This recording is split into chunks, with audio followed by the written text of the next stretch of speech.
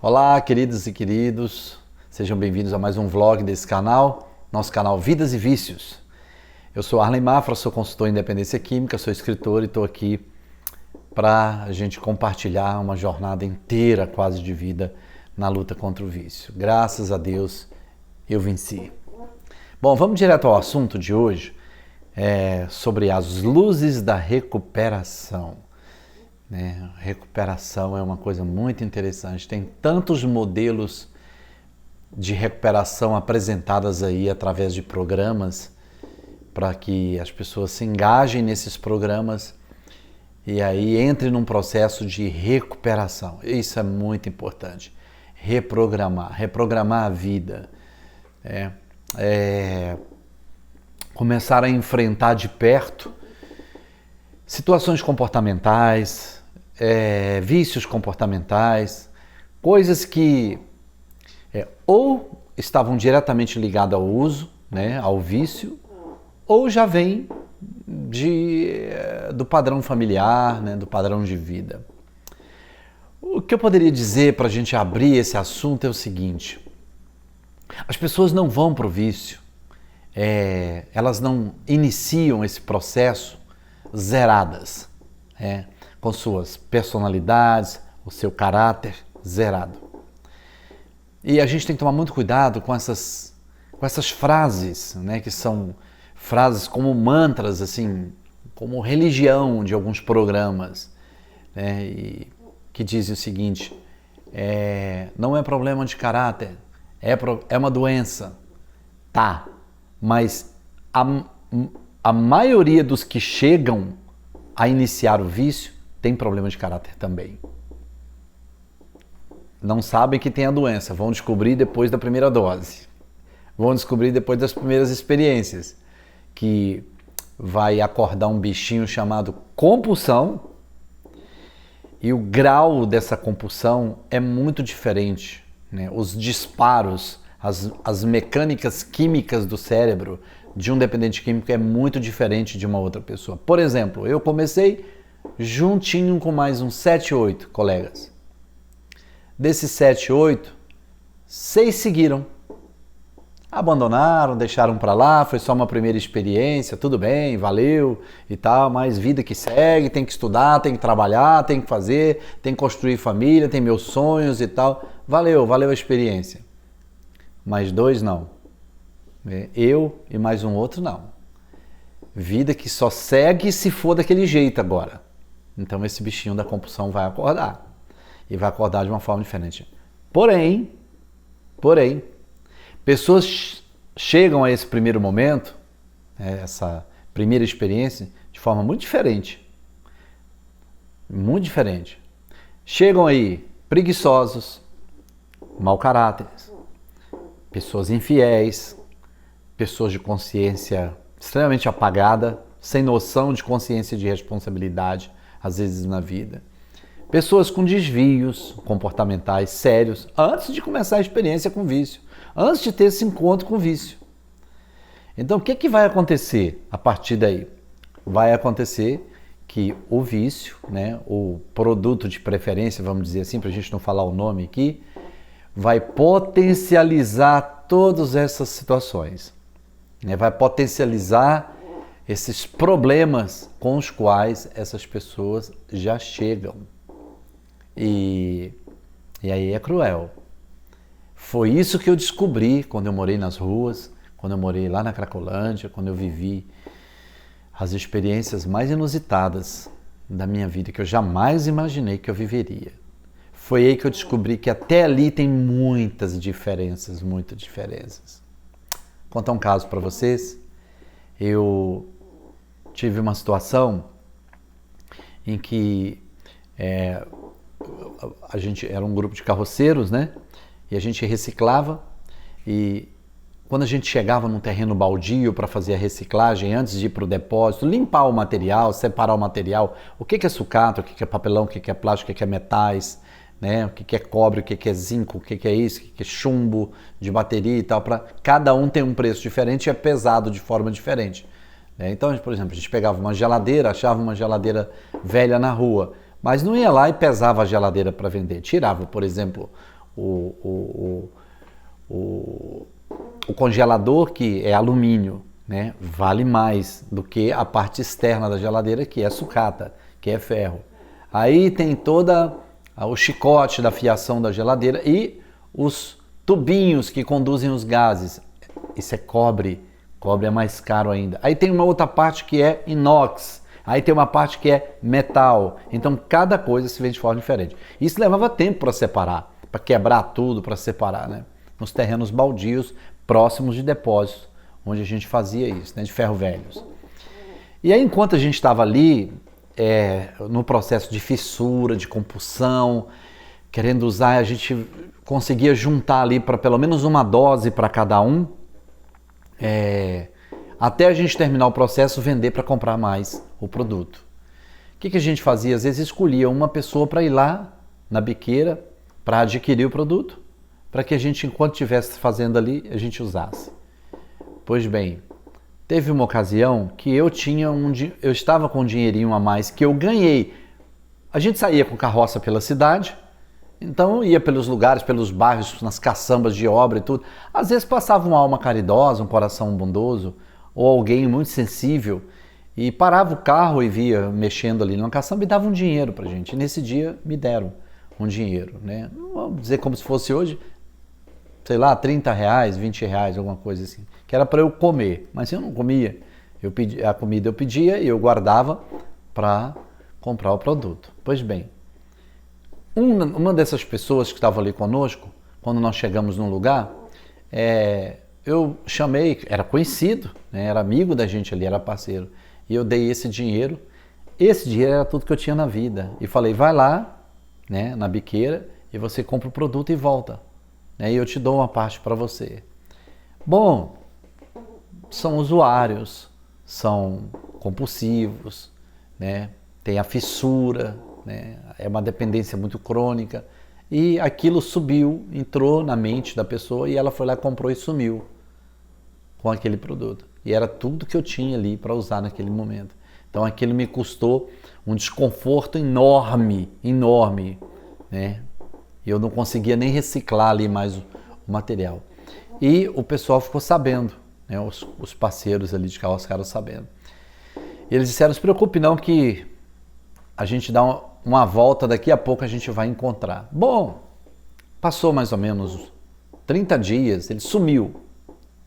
Mas eis que numa ocasião, eu junto com um grupo de carroceiros, passamos por uma calçada, porque essas pessoas não têm para onde ir, né? Elas não vão se proteger, né? Estão na rua, elas não têm teto, não tem uma porta para trancar, uma janela para trancar, um teto para proteger, não tem, vão dormir em calçadas. E em algum momento essa pessoa estava dormindo debaixo de um viaduto, mas um pouco mais afastado do centro, e eis que estávamos passando, e aí um dos parceiros carroceiros viu essa pessoa que tinha feito isso comigo. Silenciosamente ele foi lá na carroça dele, pegou uma faca, trouxe para mim, meu apelido era Cabeludo, eu tinha um cabelo bem grande nas ruas, e disse, Cabeludo, chegou a sua hora, vai lá e cobra, ele está dormindo, ele não vai nem gritar, ninguém precisa nem saber, ninguém vai saber de nada, e ninguém vai falar nada. Ele fez, ele vai ter o que merece. E aí eles disseram, a gente vai caminhando para mais adiante enquanto você faz. E naquele momento que eu vi aquela pessoa, eu fiquei com muita raiva do que ele tinha feito. Mas eu não tinha sido educado para aquilo, para ser um assassino. Em hipótese alguma, nada, no meu conceito, nada valia a vida de um ser humano. A vida de um ser humano é a coisa mais valiosa e preciosa nesse mundo. Isso nunca mudou na minha vida. Nem quando eu estava no pior momento. Nem quando eu estava convivendo com as piores pessoas. Pessoas que já tinham assassinado. Pessoas que para eles aquilo ali era um conceito de vida deles. E assim, a coisa mais normal do mundo. E aí eu devolvi a faca e falei, não vou fazer isso não. Tá tudo certo. Deixa pra lá. E fui embora com isso. Bom, eu estou contando isso para vocês para dizer o seguinte, pessoas são diferentes em qualquer lugar. Com isso, eu posso afirmar para vocês que mesmo o problema da dependência não sendo problema de caráter, no sentido do que acontece depois do uso, no sentido do que acontece no cérebro de um dependente, o que acontece no organismo de um dependente, isso não invalida o histórico de caráter das pessoas, como elas chegam a essa experiências. Muitos mau caráteres chegam a essas experiências e vão ser muito piores potencializados pelo uso do químico. Muito mais mentirosos, muito mais enganadores, muito mais manipuladores, muito piores, muito mais criminosos, muito mais perigosos. Eu tenho experiências assim de rua, coisa muito interessante. Por exemplo, eu estava uma época que, eu acho que já contei isso em algum outro vídeo, uma época em que a Cracolândia estava muito convulsionada, muita invasão de polícia, né, e pessoas assim morrendo ali por qualquer coisa. E eu resolvi morar, né, ficar em lugares um pouco mais afastados, no centro expandido de São Paulo. A Barra Funda é um desses bairros do centro expandido. A Água Branca também é um desses bairros expandidos do centro, muito próximos ali do centro. Então eu não podia ficar nem muito longe por causa da biqueira onde eu tinha que comprar e por causa da região que eu tinha que reciclar, né? E nem muito perto também por causa do problema da Cracolândia.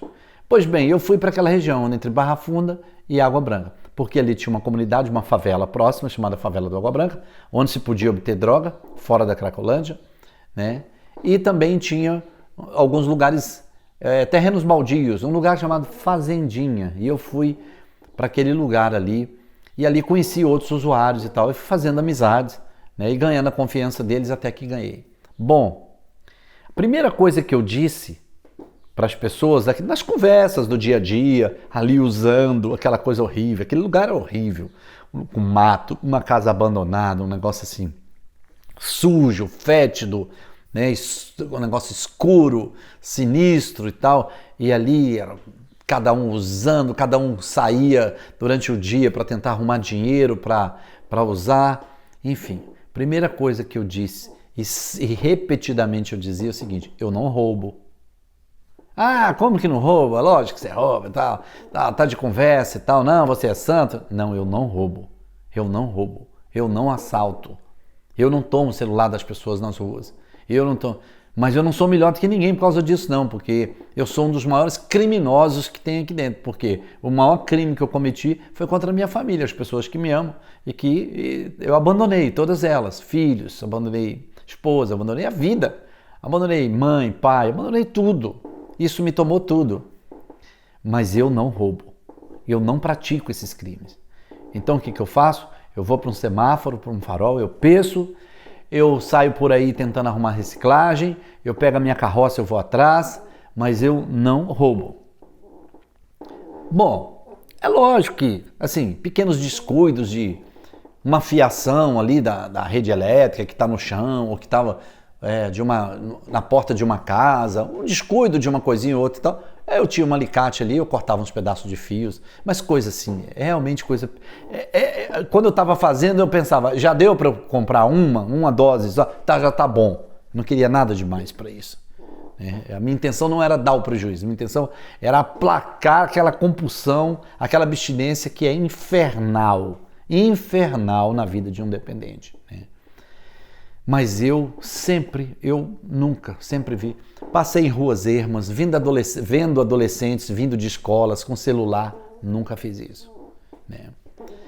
Então o que eu fazia? Eu ficava ali na fazendinha olhando os objetos, as mochilas, os objetos daquelas pessoas que moravam ali também, enquanto eles saíam para roubar. Quando eles chegavam, eu pegava o fruto do roubo, ia lá na favela e ali eu trocava pelo produto, ou vendia e comprava, porque eles não podiam sair para ir lá, porque tinham acabado de praticar roubo, ficavam com medo da polícia estar atrás ali na rua e tal. E como eu não tinha isso, eu não estava nessas cenas, então eu fazia essa parte. Posso dizer que é tão grave quanto o que eles fizeram e faziam, né? Porque eu fazia o fruto do roubo. Mas eu não tinha essa índole de roubar as pessoas. E mesmo como dependente, Isso foi importante para que eu não me envolvesse com crime nas ruas, para que eu não me tornasse um homicida, porque você vai para uma cena dessa, uma pessoa dessa reage, um adolescente desse reage, você está com uma faca, alguma coisa, o que é que você vai fazer? Se você não tomar uma providência, você vai morrer, é isso que eles falavam. Então, eu já sabendo disso, não fazia. Pois bem, é isso que eu estou dizendo para vocês, que não tem como as pessoas chegarem a essa primeira experiência do uso zeradas. Né? É a partir dali que vai começar os problemas. Não, elas já chegam com muitos problemas de caráter, muitos problemas de comportamento, comportamentais, muitos problemas, né? De desvios, de distúrbios, né? De distúrbios mentais, enfim. Mesmo se não usassem, mesmo quando não usavam, já eram pessoas extremamente problemáticas, extremamente mau caráter em muitas situações, né? Pela natureza da pessoa. Então, na hora de abordar, é por isso que recuperação para mim é uma coisa muito individual, muito individual. Depois que você interrompe, faz uma ruptura com o uso do produto, então você será devolvido àquela pessoa que você era. E será que você era uma boa pessoa? Né? Então, interromper o uso, parar de usar é o primeiro passo. É a primeira coisa. É o primeiro passo de uma longa jornada. Aí tem pessoas que eram pessoas que tinham um caráter mais polido, mais bem construído, né? Tinha uma vida mais bem aceita, mais bem acolhida, né? Tinha uma consciência mais realista das suas responsabilidades, né? Já tinha ideia do papel dela, né? Do papel.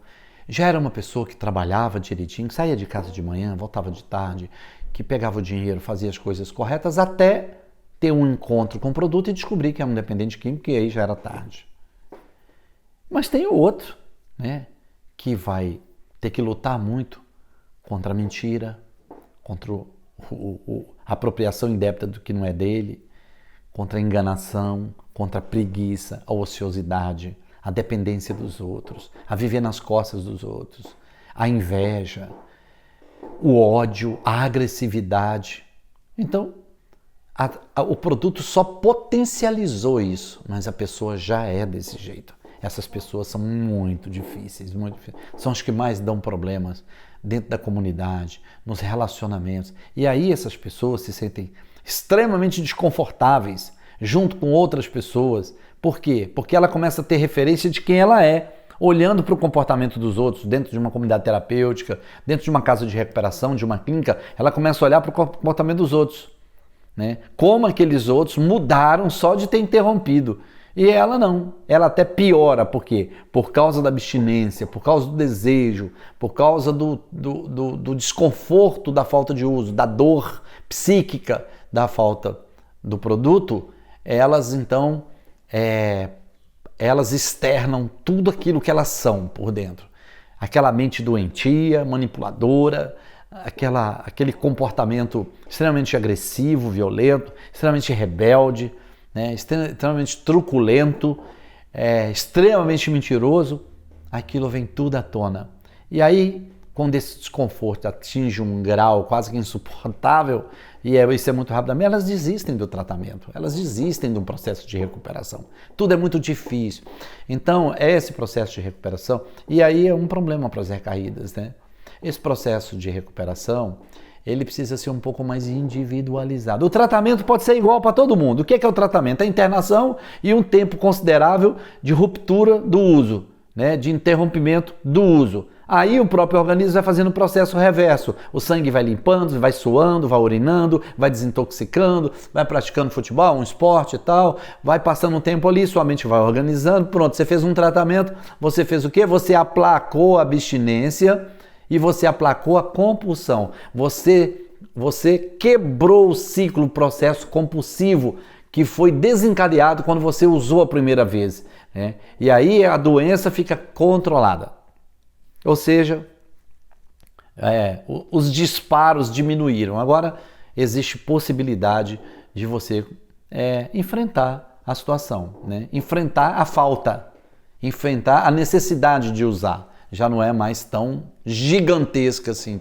Isso é tratamento. Mas recuperação é outra coisa. Recuperação é você voltar à normalidade da vida de forma automática, recuperar sua autonomia para cumprir seus papéis, para ser o que todo mundo deveria ser, o que todo mundo deveria fazer de forma normal, sem um produto, né? E você precisa se reprogramar, porque o tempo de uso te desprogramou completamente. Trouxe para você uma vida que não existe para ninguém. Agora você vai ter que retomar a vida que é real para todo mundo. Eu não sei se você está me entendendo. Mas é isso aí. Esse processo de tratamento pode ser igual para todo mundo. Então pode ser a mesma clínica para todo mundo, não tem problema nenhum. Porque não é lá dentro que você faz a recuperação. Lá você aprende coisas sobre a recuperação. Lá você tem muito conhecimento. Lá você retoma consciência das coisas, do que se deve fazer. Mas onde você vai fazer? Quando sair de lá. Porque não está relacionando com família, você não está trabalhando, você não voltou às suas atividades, você não tem uma agenda diária de vida normal como as pessoas têm. Você tudo lá dentro é o que os outros estão dizendo para você que tem que fazer. Mas você tem que aprender a fazer as coisas por você mesmo, funcionar por você mesmo. E aí é o tempo de você recuperar credibilidade, dignidade, honestidade, reprogramar a vida. Então, nessa fase da recuperação, uma das luzes da recuperação é a individualização. Esse programa tem que ser mais ou menos individualizado, customizado. É para você. É para o nível de estrutura emocional, de caráter, de personalidade, de hábitos, de comportamento que você tem. É para atender o histórico de vida que você chegou até aqui. É para alcançar o dano que o produto causou em você. Porque é diferente do dano que causou no outro. Porque o outro tem uma estrutura diferente de você. Chegou ao uso diferente de você. Então a recuperação é algo muito individual. É por isso, e agora eu preciso fechar esse vídeo, que eu não acredito a longo prazo em programas e processos onde não se envolva a espiritualidade. A vida espiritual, o ambiente espiritual do ser humano, o contato com Deus, a conversa com Deus, o tempo com Deus, o relacionamento com Deus, a comunicação com Deus. Através de quê? Através da consciência, através da meditação, através da oração, através da Bíblia e através de leituras de outros materiais, né, de outras fontes boas, de pessoas que vão interpretar as melhores formas de viver e de pessoas que vão organizar e criar pedagogias boas que se transformam em programa de vida. E aí a gente identificar com um desses programas e refletir sobre eles espiritualmente. E aí submeter os nossos comportamentos, os nossos pensamentos, a nossa consciência, as nossas reflexões e pensamentos ao mapa de vida divino, ao mapa que Deus, através da Bíblia, fez para todos nós, que é perdão, que é bondade, que é tolerância, que é aceitação, que é amor, que é reconhecimento, que é arrependimento. Então é um caminho de reprogramação.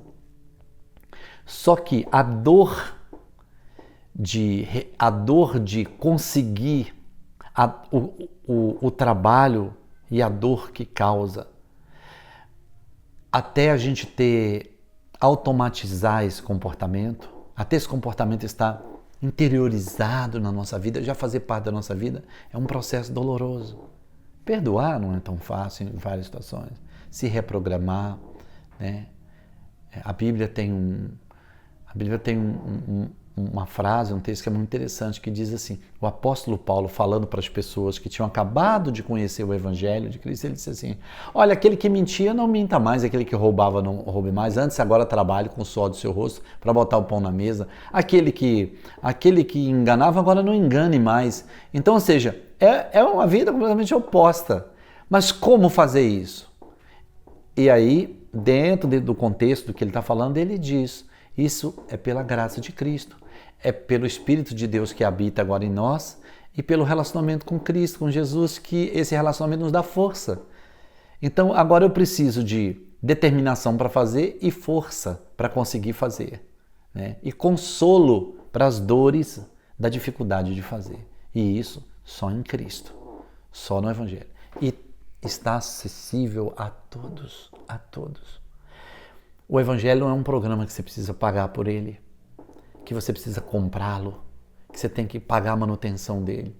O Evangelho é a disposição, é a vontade, é a humildade de aceitar a presença de Cristo e acreditar nos seus ensinos e buscar praticá-los, pedindo todos os dias força para conseguir.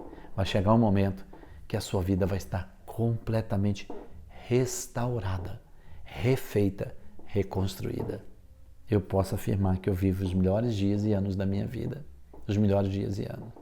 E eu hoje não preciso me esforçar para entender que eu preciso perdoar, para me arrepender das coisas erradas, para reconsiderar uma fala minha com a minha esposa, para avaliar e refletir sobre o meu comportamento com determinadas coisas e pessoas. O meu mapa, a minha agenda de vida, né, deve ser submetido a alguns critérios que eu não posso abrir mão deles. É possível. É possível. Se eu conseguir, acho que qualquer pessoa consegue. Um grande beijo para você, até o próximo vídeo. Quero pedir a você encarecidamente que você dê um like, curta, faça um comentário, é muito importante isso para o YouTube entender que é importante esse conteúdo.